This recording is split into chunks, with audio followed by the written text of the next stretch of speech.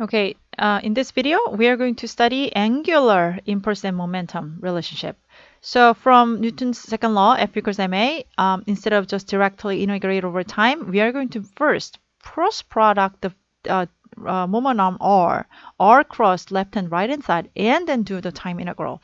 In that case, the left hand side is an angular impulse and the right hand side is going to be angular momentum. Okay, let's derive the relationship more in detail. So let's start with the take an analogy with the linear momentum approach. Linear momentum by definition is mv, and angular momentum is the one that have a r cross product, okay, to the mv. So here, usually the angular momentum is defined with respect to the reference, like angular momentum h with respect to O, with respect to P. So you have those reference point as a subscript of the h, and which is the definition of the r. So from reference point to the body, that's the definition of this momentum r. Okay, and note that those points could be any point. So it could be O or it could be P or any point. So I would arbitrarily mark it as a star. So h with respect to the star is defined by momentum r defined from the star to the body and mv. And note that v here is usually defined from the absolute coordinate frame.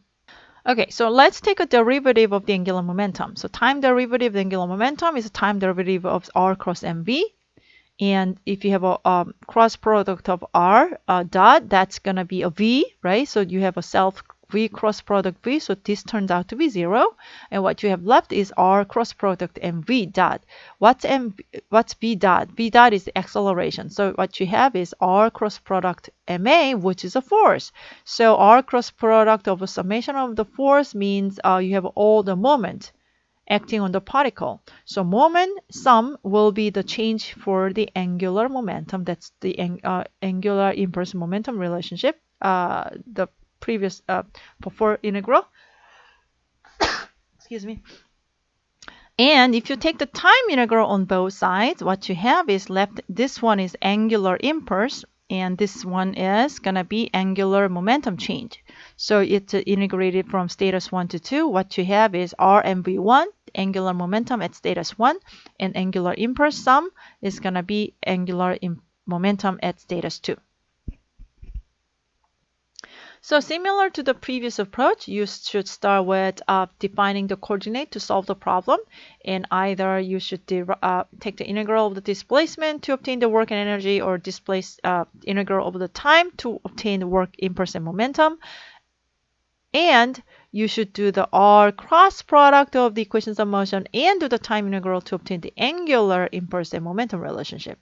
So your angular momentum at the first state will be equal to the second state by adding angular impulse, time integral of the moment. So let's solve the problem. There's a particle of mass m is released at rest in the circular path, okay? And it subsequently slides along the smooth, frictionless circular path.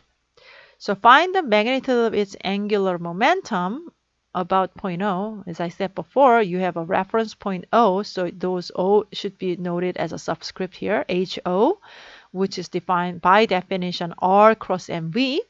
RO is here from O to any distance from those particles. This is circular. This one is a constant. So you are supposed to find the angular momentum, which means you are supposed to find the V or omega. Okay. So let's define the coordinate. The polar coordinate, because it's a circular motion. And I'm going to do the steps one by one.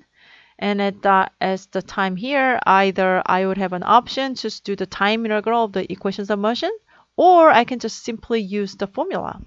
As a mechanical engineering student, I would strongly recommend you to obtain the equations of motion and do the time integral, and also double check your answer by just plugging the values to the formula. Okay, let's work on the equations of motion. So let's free the body. So how many contacts does this one have? There's just one, surface. If you're considering assuming the ball is contacting top and bottom, just I would set all the net forces applying at the bottom part. So I have a normal force, and the friction force in the gravity will generate the acceleration in r and theta direction. So I could obtain the equations of motion in r and theta direction. And since this is a smooth surface, I can simplify it by deleting off friction force. Since this is a circular one, so there's no radial change, so r dot and r double that turns out to be 0. Again, simplify all the unknowns at the stage once you obtain the equations of motion.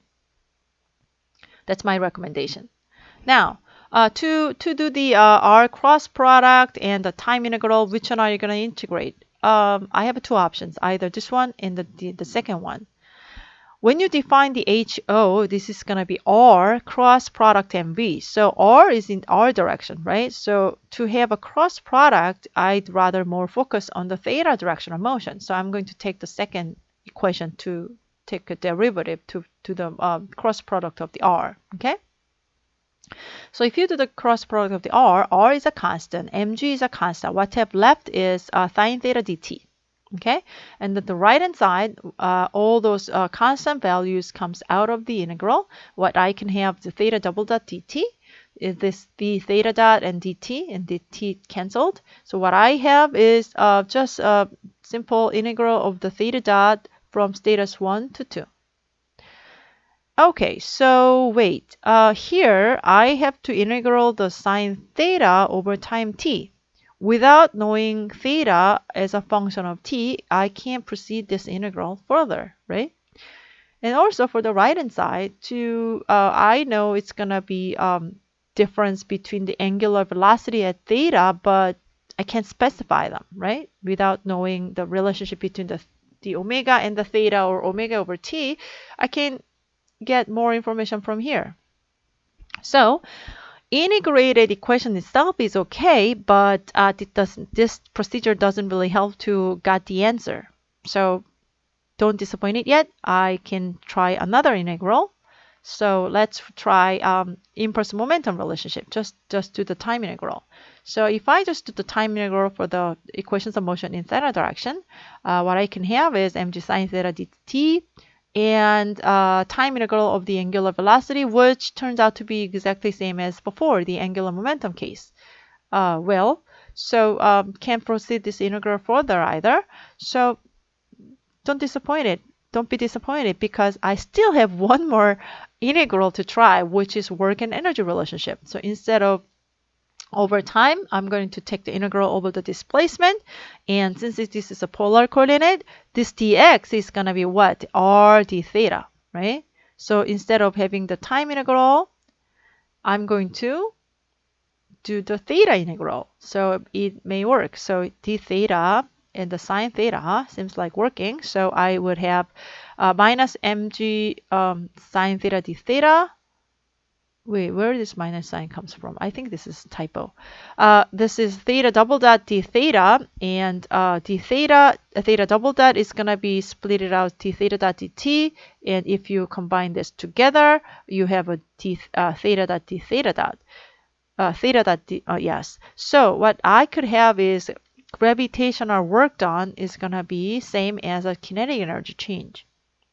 So by doing the work energy relationship, applying work energy relationship, I could obtain the omega, and then if I plug into the omega here, I can find what's going to be the angular momentum at each position. So from this example, we know that after obtaining the equations of motion, you can either you can do many integrals like work and energy or impulse momentum or angular impulse momentum. In this specific example, I tried 6, it didn't work. I tried number 5, it didn't work. And it worked when I applied number 4. So how do you know which one to integrate to solve the problem? Well, usually you should do the integral because you should have a finite state integral over state 1 to status 2. If you have a status information about over time, you should do the time integral. If you have a status information over the displacement or the position, like the case what we just have solved, you should integrate over the displacement. Based on its information availability, you should choose which integral to do.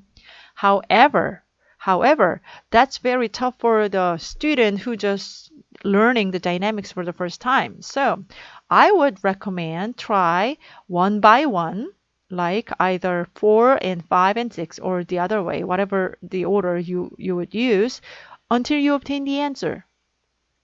I mean, by doing so, by doing the integral, you could understand, oh, how your equations of motion has a relationship over displacement integral or the time integral. So since we want to understand the physics, we are not just want to just be a good problem solver. We want to understand the physics. So strongly recommend you to the integral one by one until you get used to it. So by the time you take the exam, you'll be really, really good at which one would use. Or even at the exam, just try all the integral one by one very quick until you get the answer. Okay, so in this video, we worked on the definition of angular impulse and momentum. Basically, this is the cross product of the moment arm to the equations of motion and to the time integral. So left hand side is angular impulse, and the right hand side will give you the angular momentum change.